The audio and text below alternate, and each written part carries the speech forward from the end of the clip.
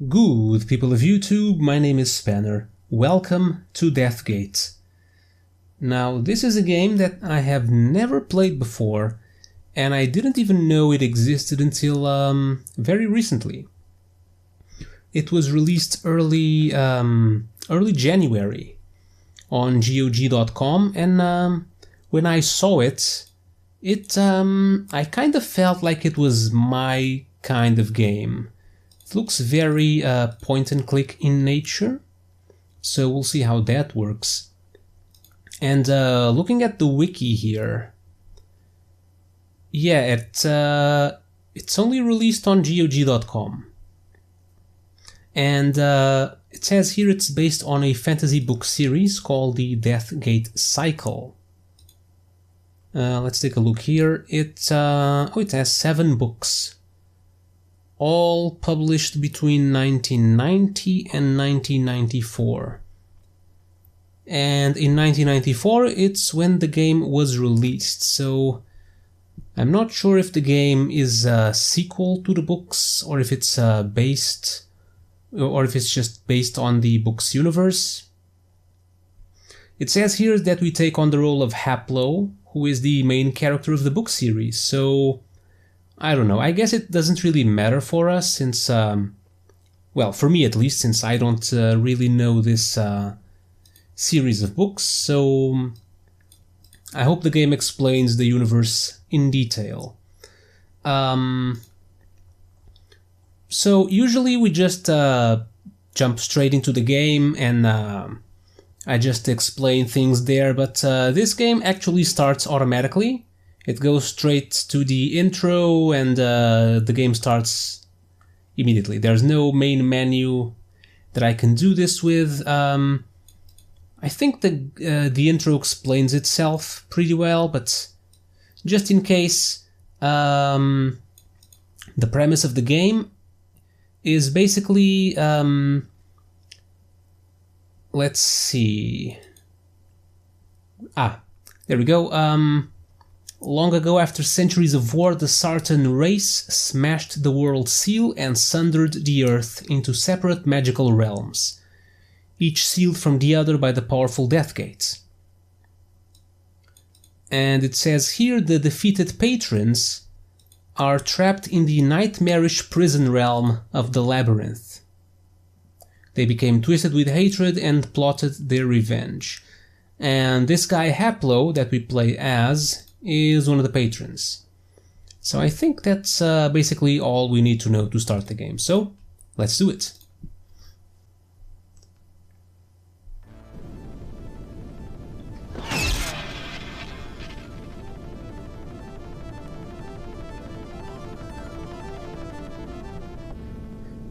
You all know why we've come here. The Patryns have pushed us into a corner. Their magic has grown too powerful to hold in check. These villains are stealing the worship of our own followers. We must do something before they marshal their forces, before they destroy us and all we stand for. We've come to the Vortex to destroy the world.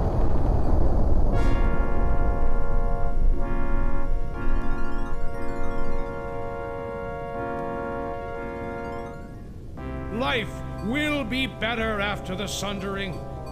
Our followers will live on in the new worlds of air, fire, stone, and water. Our enemies will be trapped in the labyrinth to contemplate their dark ways. And we will guide the new order into the future.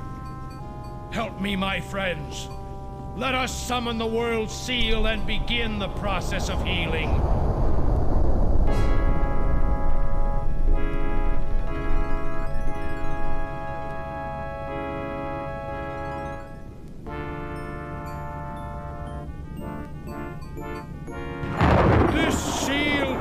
Together all of Earth's elements. As we sunder it, so do we sunder the world. Thus we begin a new age.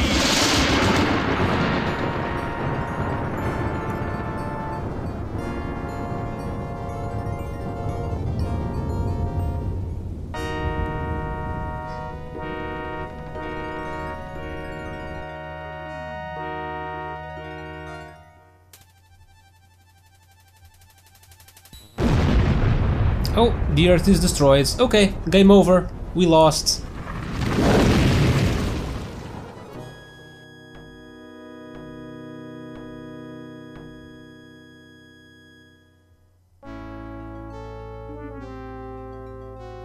Okay, now is the credits at the start. Bold move there. But yeah, that's basically... well, the intro is not actually over.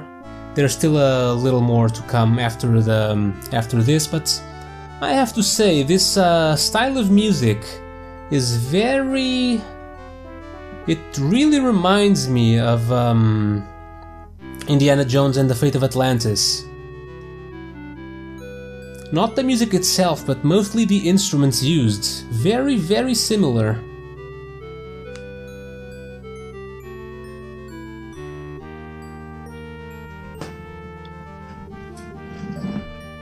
And I believe we saw the sartans, I think that was the name, at the start there, breaking the seal and splitting the world into different realms.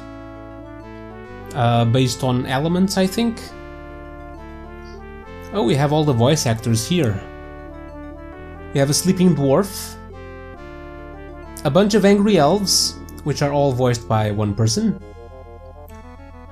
miscellaneous child, an elven prince, a dead butler and a dead nanny. Why do they have voices? 2,000 years ago, the Sartan Council sundered the world into 5 realms. One of them was a nightmarish prison called the Labyrinth, and into it was banished the entire Patryn race, your ancestors. This is the place you've always called home, and all you've ever wanted is escape. Your name is Haplo, and you are a patron. Not long ago, Lord Tsar, the most powerful patron sorcerer of his generation, broke through the labyrinth's final gate. In doing so, he paved the way for others to follow. The path was still difficult, but not impossible. Your travels led you to the final gate, where the combined forces of the labyrinth waited to turn you away. The fight was hopeless. Alone you never would have survived. But then Lord Tsar appeared, and with his help you were able to rout the dark monsters of the labyrinth. What followed is hazy. You remember stumbling out of the final gate, but then you collapsed on the ground, and Lord Tsar's concerned face faded to darkness as you lost consciousness.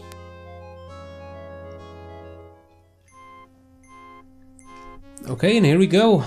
The game itself.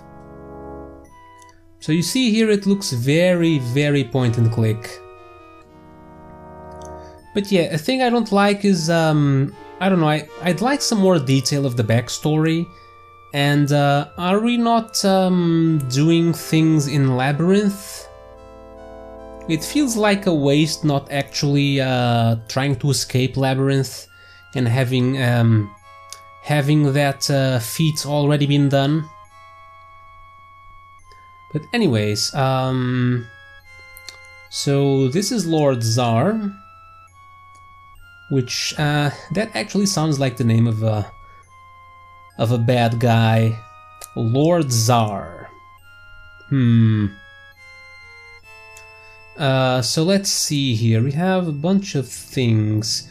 From what I've read in the manual, these are the directional keys. These are the directions you can go in. Since you don't actually control a character that can walk around like regular point-and-click games like Monkey Island and Broken Sword, that kind of stuff. We also have magic. And we can use magic by clicking that button. Use magic on Haplo.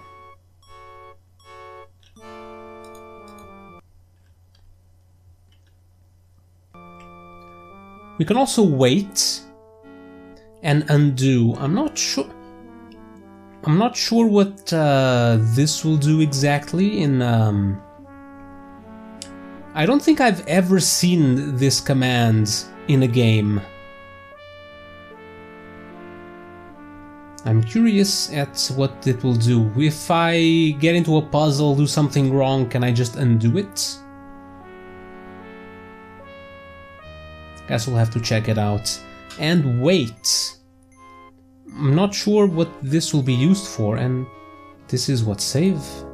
Oh, okay, this is the menu. Also have a map. Yeah, you can see, yeah, this definitely corresponds to the two directions we have.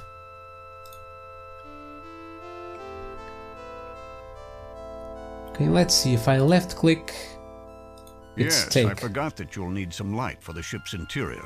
I'll still have one glow lamp left. Feel free to take that one. Okay.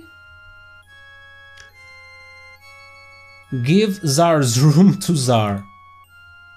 Zar's room isn't yours to give. So let's take, put, give, look at, open, close, look. Let's look. Look. Oh, okay. This works a little bit differently. I've seen in the manual that it works on a object to verb, or it can also work on a verb to object. So you can either click the verb and then the thing you want to do, the object, or you can do the opposite. I think the opposite might be better, since we didn't get the talk to option unless we clicked on Zar. Let's look at Zar. It's hard to look at your lord with an objective eye. You owe him your life. He is an older man, but still very vigorous, seeming to have lost nothing with the passage of years, but nonetheless gaining their wisdom. He is perusing an ancient sartan text. Let's open Zar. That would really hurt. Close Zar. Closing Zar would be more difficult than it sounds. Oh, we have look and look at? What's the difference? Oh, look. It's just look around, I guess. This elegant room has the unmistakable touch of sartan architecture. Zar sits before you studying a tome. Oh, if it has sartan architecture, does that mean we left labyrinth? Give Zar to Zar's room. Put Zar on the glow lamp. Zar isn't going there unless he wants to go. Take Zar. Zar probably wouldn't appreciate that very much. So,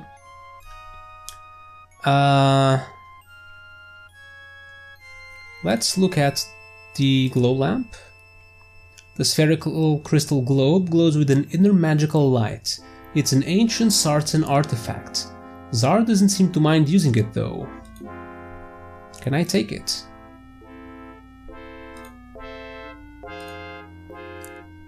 Lord Zar gives you a look that says, "Don't try my patience." You decide to heed the unspoken warning. So the only things we can do are we can click on are the lamp, the seal piece, the book, and Zar. Let's check out. Let's speak with Zar. Ah, Haplo. Do you feel well enough to talk, my son? I was worried. You took some serious wounds in your dash for the final gate. It was all I could do to repair your heart rune and heal you. The few weeks since you escaped the labyrinth should have been enough time to recover, but we don't want to rush it. What's a heart rune? I know you have a lot of questions. Yeah, what's a heart rune? I'll do my best to answer them, but first I'd like to give you some history. You've spent your life trying to escape the labyrinth and hating the sartan who consigned our race there. But you don't really know the full story. Even I didn't know everything when I escaped, but I learned quickly. You see this city around us? The sartan made this. They made it for us, if you can believe it, for when we emerged from the labyrinth. We were supposed to be docile, rehabilitated, brainwashed. Instead, we hate our sartan jailers more than ever. There are libraries here, stocked with books. Since my escape, I've been studying them. They tell me much, but not all. There are mysteries I cannot explain, but I will tell you everything I've learned. 2,000 years ago, our patron ancestors warred with the Sartan. We were winning. It was only a matter of time until we defeated the evil sorcerers, took our rightful place as leaders of the world, and freed the other races from their slavery to the Sartan. In desperation, a Sartan named Sama hatched a fiendish plan. He intended to sunder the world into 5 realms. 4 of these realms would be homes to the mensch races, elves, humans, and dwarves. The 5th is here, the labyrinth. It was supposed to serve as a prison for our race. They created a magic artifact called the World Seal.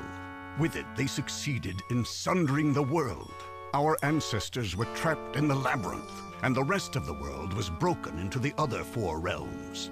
They planned to lord over the realms and administer the labyrinth as we were rehabilitated. But something happened. They just disappeared, and with them, all of their good intentions. So they vanished? No revenge then? Without the guidance of the Sartan, the labyrinth became a slaughterhouse. Its magic made it aware, intelligent, and it wanted our blood. Life was a living hell for our people. But instead of breaking us as the Sartan wanted, the labyrinth has made us stronger. Many of us have escaped, despite the labyrinth's best efforts. I go back in every day to aid others in their way. I only needed to take you a few hundred feet. You even demanded that you cross the final gate on your own, without any help, before you passed out. You should be proud. Man, I wish this game would be us growing up in Labyrinth and then finally escaping. It sounds awesome. It sounds like it would be an awesome game. Now, my son, I need you. Since my escape, I have been devising a plan to restore our people to our once glorious position. It is our birthright. To this end, you must carry out a very special mission for me. I need you to go into these realms. You'll not only be gathering information, but searching for the seal itself. With it in hand, I plan to reform the world from the broken pieces that the Sartan left us. But here I've been dominating the conversation. You must be very confused. I'm sure you have many questions for me. I'll detail my plan later. How exactly did the Sartan sunder the world? How exactly did the Sartan sunder the world? Oh, I have a voice. The Sartan commanded their dwarven slaves to forge an artifact called the World Seal. It consisted of 5 metal hexagons, each inscribed with a rune, a symbol, which represented one of the 5 realms. They broke the seal apart, and as they did, the world broke apart as well. It was sundered into the 5 realms, and each seal piece went into the realm that it named. As you see above my head, the seal piece that names the Nexus is here. Tell me about the other realms. Certainly, my son. The Sartan sundered the world into 5 realms. They based 4 of them on the elements: air, fire, stone, and water. The 5th, of course, is the labyrinth. They are all separated by large distances, too far to travel in a lifetime. That's why the Sartan created the Death Gate. Through it, people can travel from one realm to any other. So now we know the how the game got its name. The Death Gate. Can you tell me about the realm of air? The books here are rather sketchy about the realms, but of all of them, the world of air, or Arianus as the Sartan named it, is the one I'm most familiar with. It's made up of many separate continents which float in the air. Zar pulls out a map of the floating continents, each labeled with the strange words, which you assume it is its name. The distinctive shapes of the islands stick in your minds. The lower continents are populated by the dwarves. Those islands are plagued with almost continuous electrical storms. The higher continents, with much better weather, are homes to the humans and elves. Perhaps it indicates a pecking order in the mensch. Who knows? The books don't say much more about it, regrettably. Tell me about the realm of fire. The realm of fire, or Pryan, is a hollow world. Instead of living on the outside of the sphere, as we did on the original world, they live on the inside, along the inner curvature. At the center, 4 powerful suns throw their heat and light upon the ground. I believe it is the largest of the realms, but I know little else about it. So they live inside the sphere? Oh, that sounds weird. What do you know about the realm of stone? Abarak, Realm of Stone, is not much more than a rock hanging in space. It's full of warrens, tunnels, and lava tubes. From the sketchy notes I read about it, it sounds perfectly horrible. Definitely the worst place to live of all the realms. Can you tell me anything about the realm of water? Chalestra is the realm of water, and in fact it is a ball of water. At its heart is a sea sun which warms and lights the interior. The exterior is completely frozen, exposed as it is to the cold of space. Sea moons orbit the sea sun. They are hollow, living creatures which draw energy from the sun. Inside, the Sartan built cities to house not only the Mensch, but themselves. I believe that they intended to finally live there to administrate over all of the realms. Have you learned anything about the labyrinth? Like I explained, the labyrinth was supposed to rehabilitate our entire race. With the Sartan in control, the test that it administered would have been difficult, even violent, but never fatal. The Sartan disappeared, and somehow the labyrinth became sentient. Its magic took on an intelligence. It started to kill us, slowly but surely. It toyed with us, always gave us just enough hope to keep us fighting. It created environments and monsters that even the twisted Sartan had never dreamed of. But we bested it. We escaped, and more of our kind are escaping all the time. But it is a trickle instead of a flood. Most of our race is still trapped inside. If my plan unfolds as I expect, I will free everyone at the same instant and bring an end to our imprisonment once and for all.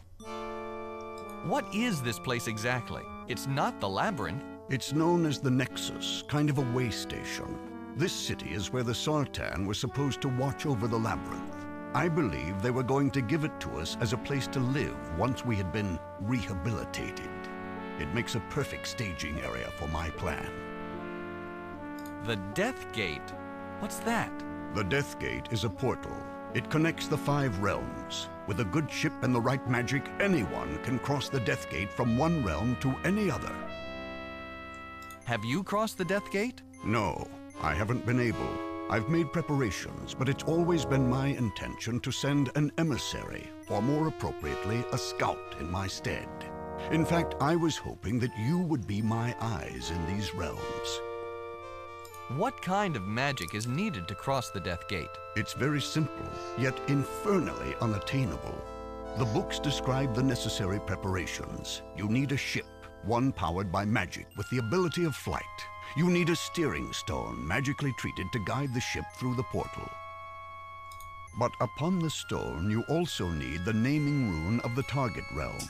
The books state this, but neglect to actually show the runes, as if they were common knowledge. None of the books depict these runes. For years, I've been researching the subject, reading every document, poring over every scrap of parchment. And I believe I've finally divined one of the runes, that of Arianos, World of Air. It's the only one I've been able to reconstruct, and it's taken years. I don't even know if it's possible to produce the others, given the pitiful research materials I have. It's my thought that the other runes might lie somewhere inside the realm of air. For some time, I've been planning to send someone there to look for them. Do you have a ship? Yes, the Sartan were kind enough to leave one for us. It didn't have the steering stone that such a ship requires, but I was able to reproduce one. Without the naming runes of the realms, of course. Let's go back a step. Certainly. Can we talk about something else? Of course. What do you want to know? Where did the Sartan disappear to? I don't know. I don't think their disappearance was planned. All of their documents indicate that they expected to be around for a long time to enjoy the fruits of their labor. It seems that one day they just vanished. I have a few theories. It's possible that they did plan to vanish. They might be hiding somewhere in the realms, using the disappearance as a smokescreen to make us careless. When the time is right, they will return with our deaths in their hands. In any case, I take nothing for granted. I must know where the Sartan went to. I must have vengeance. Our people cry for it. Somewhere in the realms there must be signs, clues. Eventually, we shall discover them, and the trail will lead us to the Sartan. Then we shall destroy them. What were the Sartan like? I've pieced together a picture from the books I've found. The Sartan were the opposite of us, even physically. As we have black hair with white ends, the Sartan have white hair with black tips. The runes that we place upon our bodies for protection and to enhance our magic, they shun.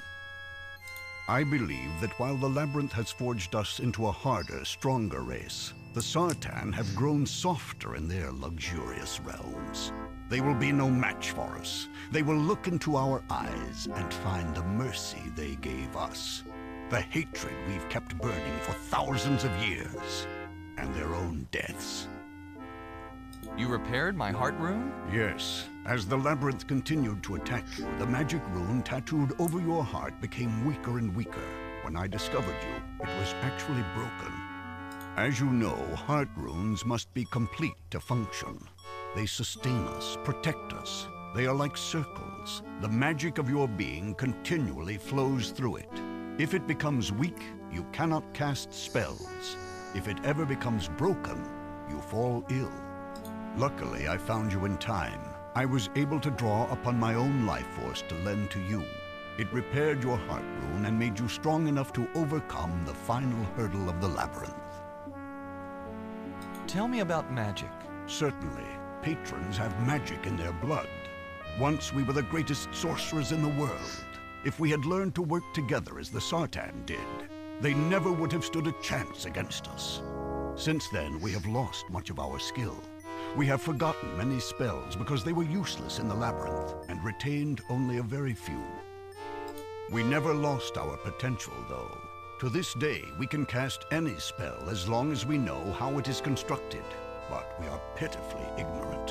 One of the things we must do before we confront the Sartan again is to relearn the magic that we have forgotten. Maybe I'll get to learn some new spells.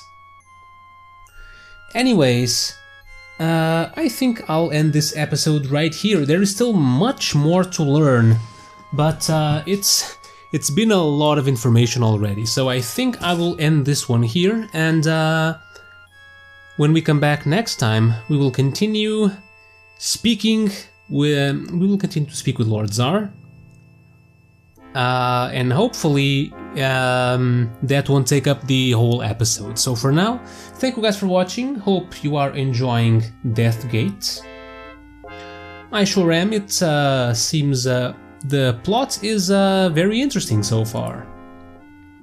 But yeah, I hope you are enjoying it as well, and as usual, don't miss the next episodes, because I won't. I will see you all next time.